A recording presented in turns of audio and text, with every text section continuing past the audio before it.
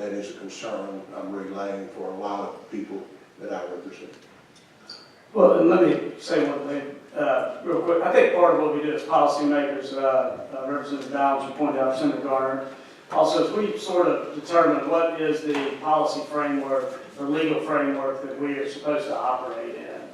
And I think that's the choice for the legislature. Do we want to have this legal framework in place that has numerous safeguards? In fact, I think it's determined to be a felony if you falsely report somebody under this statute. So it gives you the ability also to recover attorney's fees and those types of things. So it's just whether we want to have this legal framework in place.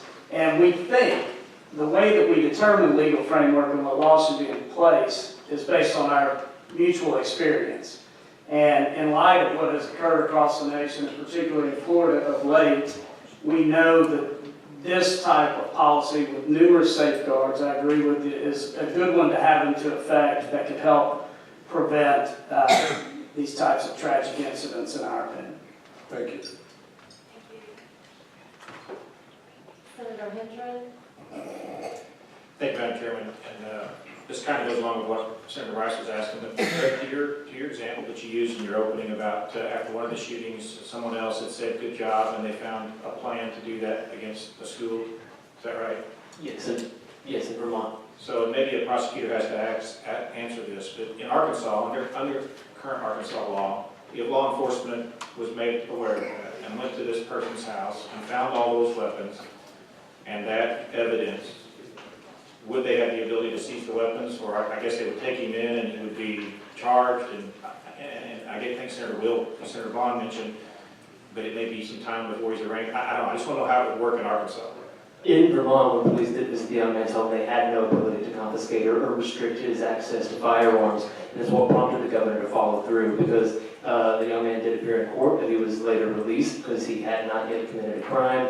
But there wasn't enough evidence that people did feel like he was a genuine threat. But again, there was no law in Vermont that allowed them to restrict his access. So in Vermont, he was going through the legal process, but he still had access to all those firearms. Correct.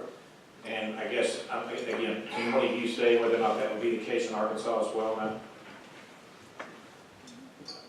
Well, and like I've begged for help here from some of the prosecutors, but normally if say you're arrested and charged, it doesn't mean that you're going to bond out, or are they going to hold you. Obviously, arrested and put in jail, you're not going to have access to your firearms. So I would say it's very fact dependent on what you're charged with. Is there a specific enough threat to make it a crime, to make it terroristic threatening, to where you're jailed or released with some conditions of release? But my impression of Arkansas law right now is there's, in many instances, no way to restrict the access that concerns the threat. So, just like he's explaining in the Vermont case. Now, I'm happy to hear from others about that.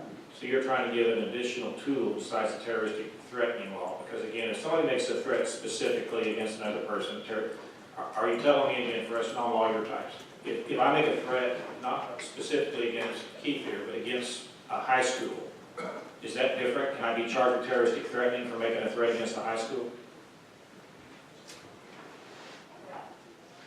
I think it's very fact specific, which is why people hate lawyers. Well, I mean, if you make a threat against Gravett High School, I would say yes. If you just make a threat against a high school. Are you guys shaking your head yes?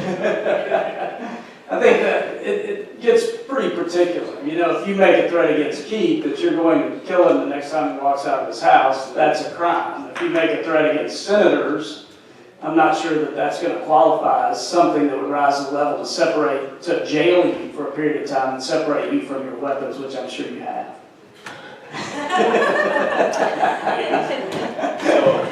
So to the example you just made there, if instead of saying I'm going to come after Keith, I say I'm going to come after the Arkansas Senate, you're saying that would not fall under terroristic threatening laws, but actually dependent. But under this law, would you then have the ability to come confiscate the weapons? Well, and Greg may want to address, that's the particulars of the bill. 2 law enforcement officers. Right, 2 law enforcement officers have to swear under affidavit that they believe there is clear and convincing evidence. And then when the judge is weighing that, there are 2 things that he or she shall consider in determining whether or not a clear imminent threat exists. and that's whether or not the person has made an explicit threat against himself or somebody else. Then there are a list of things that the judge may consider in determining whether or not